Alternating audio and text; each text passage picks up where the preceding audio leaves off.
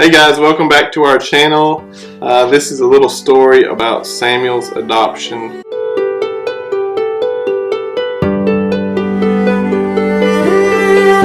So in 2007, I saw a video about Haitian orphans, and it just broke my heart imagining children who didn't have a mom and a dad and that lived in group homes and group settings and orphanages.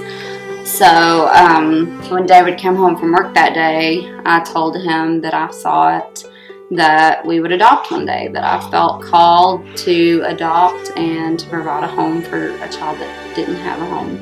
So we had been praying about adoption, and we had no idea where to start, what to do, what that entailed. When Alexa was about a year old, we started going to Tri-Cities Baptist Church, the church that we still go to. And we joined a Sunday morning group, and there was a family in there that had adopted domestically. And really up till that point we had never met anybody. We didn't know anybody, not personally. No. And through them and through our church had a partnership with Bethany Christian Services, the agency that we use. I remember the day they were set up out front there. They were set up in the lobby. They were giving everybody literature and just telling them about who they were, and I remember we talked to them, and that's really... We signed up for an informational meeting, and that's really where we learned what to do next. And so David and I prayed about it. So that was probably in the end of 2012, and through the end of 2012, the first half of 2013, we were praying about it, because we didn't bring in enough money to support another child, more or less pay for an adoption. We lived in a small house that it was 3 bedrooms. One bedroom was a decent size, one bedroom was tiny, like the kids' bedrooms. And so we really wanted there to be more space. We really wanted more space. We really wanted a job that you could make better money to support us. Yeah, well, we knew we wanted a large family, and just at the time we were just not, or at the time we thought we were just not financially ready to bring home another child. At least I thought that. Yeah, and it was just a battle of God continuing to lay adoption in front of us, yet we didn't see how it was possible. Right. Because we knew the expense involved in adopting domestic or internationally. They're both expensive, and we knew that. Mm-hmm. I think that was one of the biggest things for me, or both of us probably, is just that initial cost to even get started. Yeah. And so when I had come to a place where I just thought, it's just like the Lord told me, you need a bigger house. Like the Lord knew. He knew what we needed. And it's almost like the Lord was impressing upon me, like, I want your obedience first. Before I provide what you need to do this, I want you to say yes first. And so one night we were in the bedroom, we were talking about it again. Talking? Yeah. You loved it. I loved it. And David was like, I don't know. I think we should just keep praying about it. And I was like, I'm done praying about it. Like, I know what we are called to do. And I said, his concern was the money and the cost of the adoption, and how are we going to afford it? And our house was small, and what were we going to do? And I said, David, I don't think the Lord is going to provide any of that until we show him that we're willing to be obedient and step out in faith, that he'll provide when the time is right and when we need it, and not any sooner. And so really it was that night David was like, okay, you're right. We need to start the adoption process. And so I think it was, within the month we filled out the application to start, and we raised every penny. We started a GoFundMe account. Every penny. I didn't. Every penny. Very few dollars that was spent for his adoption was our own money, because we literally did not have it. It wasn't that we didn't want to spend our own money. It wasn't we literally did not have it. And every time there was a fee due, the money was there. And that was just through people who just came along this journey with us, and just invested in a life that was forever changed because of their donation to us. And we sold t-shirts, and we had yard sales, and people gave us stuff for the yard sales. I remember people just bringing stuff over. In that little house we lived in, and you literally could barely walk down the hallway because we asked people for donations, and boy did they ever come through. They brought their stuff. But it all sold. We ended up raising like $2,000 with yard sale. Something ridiculous. I mean, it was worth it. But every time there was a portion due, it was always there. It was always there, and it was just incredible. I think of anything to date up till that point in my life, that was the first time I had ever it was sink or swim. If God didn't come through,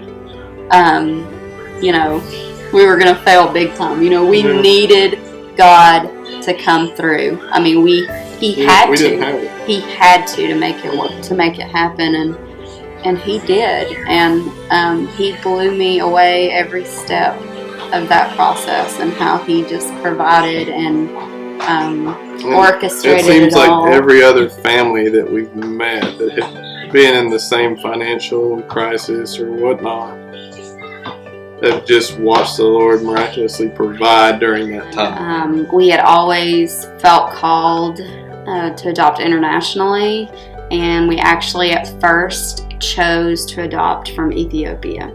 So we started our adoption process through Bethany Christian Services and actually chose the Ethiopia program. We had turned in our application, I believe, at the same time we were on our first mission trip to Zambia, right? Mm-hmm. And we landed in Addis Ababa. When we landed in Addis Ababa, we were just imagining, knowing that we would be back there, picking up our little boy or girl. And it didn't work out that way. The Lord had different plans for us. They started slowing down the adoptions in Ethiopia, correct? Mm-hmm. It was basically to the point to where at first they told us it would be a 3-year wait, and then they really didn't they didn't know, because they had changed so many regulations, and it was really very apparent that Ethiopia was just about to shut the door to international adoptions, and eventually they did after that. So we really didn't know what country that we would go to next. We just knew that we felt called internationally, and at the time, China had a lot of income requirements that we did not meet. We did not meet the minimum that we needed to make to bring another child into our home. So we worked on our home study that was originally for Ethiopia. We turned our home study in, and after we had turned it in, God answered our prayer that David would get a job that would allow us to have more income to support a larger family. And we started that job on December 1st. 2012. So just like 2013. So just like maybe a month after we turned in our home study application, he had started a new job. And so after that, we switched course and we chose China. We chose to go to China. So I got a phone call one day, and they said they had a little boy for us that they thought we might be interested in, and that they would be emailing his file over to us. But at that moment, we instantly knew Samuel was going to be our child.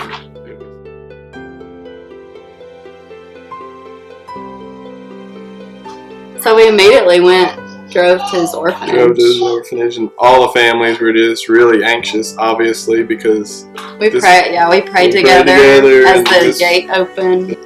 That was just a special moment, really. We were all in it together, and we were all experiencing the same It emotions. was nice having the other families there. Yeah.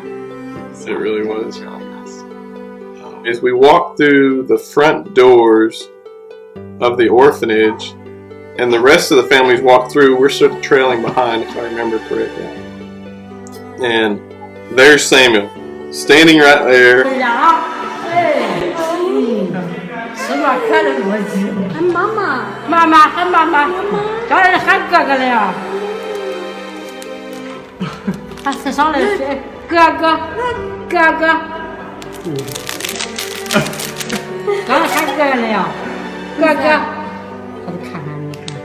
His name is Austin.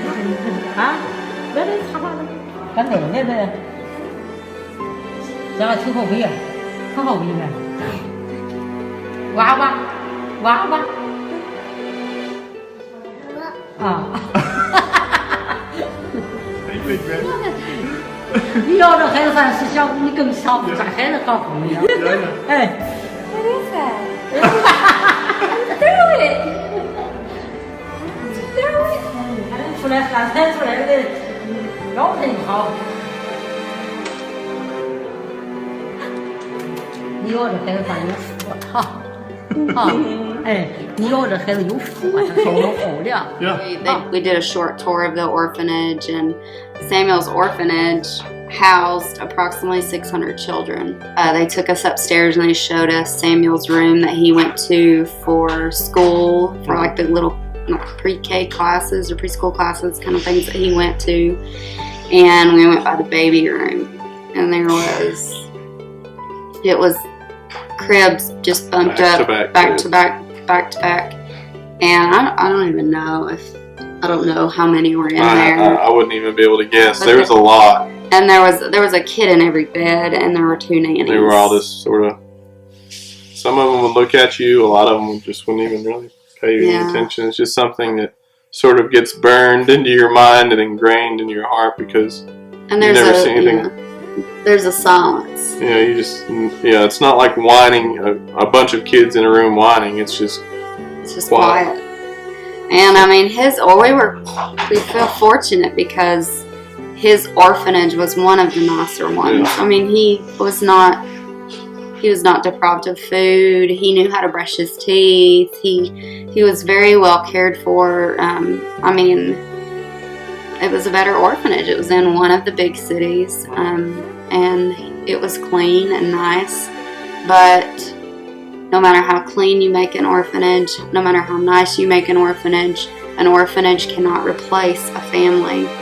And I think when we were there, it was just, you can watch videos and you can see, you can read about them and you can hear our account of it. But unless you're standing there.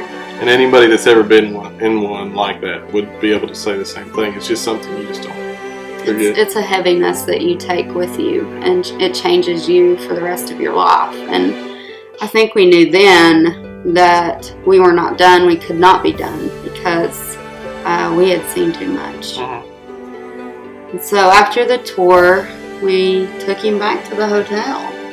So those 2 weeks, like the first 5 days we were in his province, and then we flew to Guangzhou. So by the time we got to Guangzhou, I was ready to go home, honestly. I mean, I missed my kids. Those last few days especially were just really hard. You were good up until like day 10 or 11. Yeah, I mean, I was good, but I think it was about day 10. I just hit a wall. I was depressed. I was ready to leave. I just wanted to see Austin and Alexa. So we flew home about 13 days after arriving in China.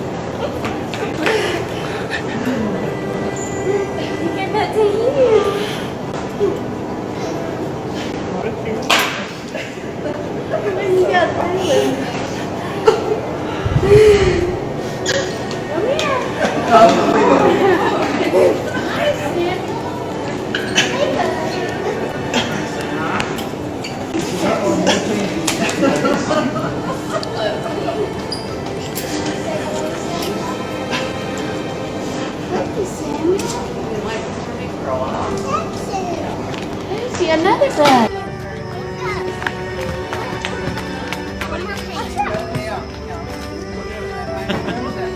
Watch your step, watch your whoa, whoa, whoa, whoa,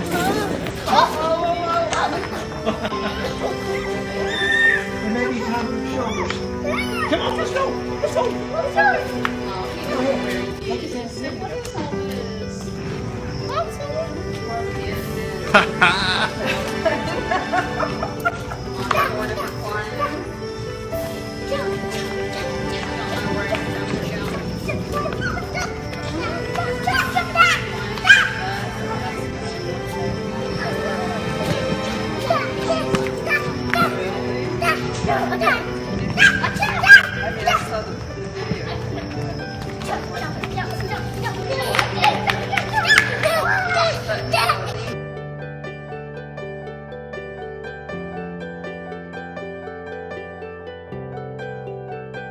Anyway, integrating a new child into your family, especially in that kind of circumstance, is difficult. And there's, you know, a lot of emotions and a lot of things that go on behind the scenes that I mean, even up until that point, I don't think I was warned about. I don't think I had ever really heard. Well, even if you were warned about it, you don't really.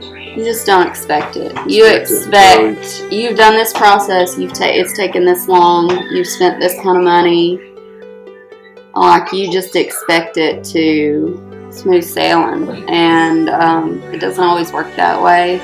You know, there's a process of attachment where Samuel was learning that we were his safe place.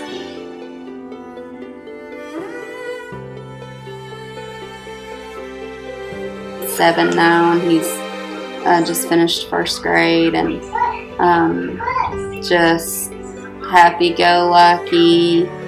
Silly as all get out, mischievous. Oh gosh, He gets into everything. and he's real. You're not quiet. watching him. He's sneaky, He's real quiet about but he it. loves life. He is one of the happiest kids you will ever meet. He's typically always got a smile. If he's in trouble, he won't. But what kid does? But he always has a smile on his face. So Samuel's adoption was just really, compared to some that I've seen, and even compared to the other 2 that we've walked through, was a breeze. It was the easiest, by far the easiest out of the other 2. Yeah.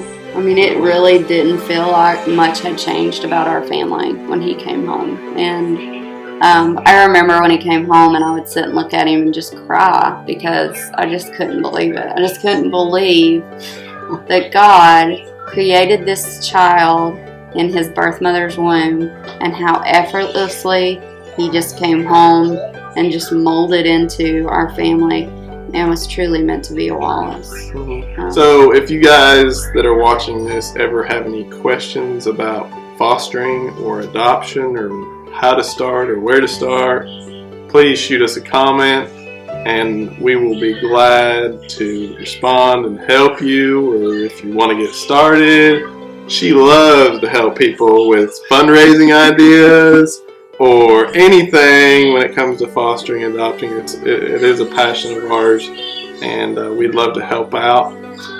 So again, like this video, subscribe to our channel, and we're going to be just taking you along a journey of all our other children that we've brought in, and yeah. How the Lord has provided for them as well. Oh yeah. Bye. Bye. Thanks, guys.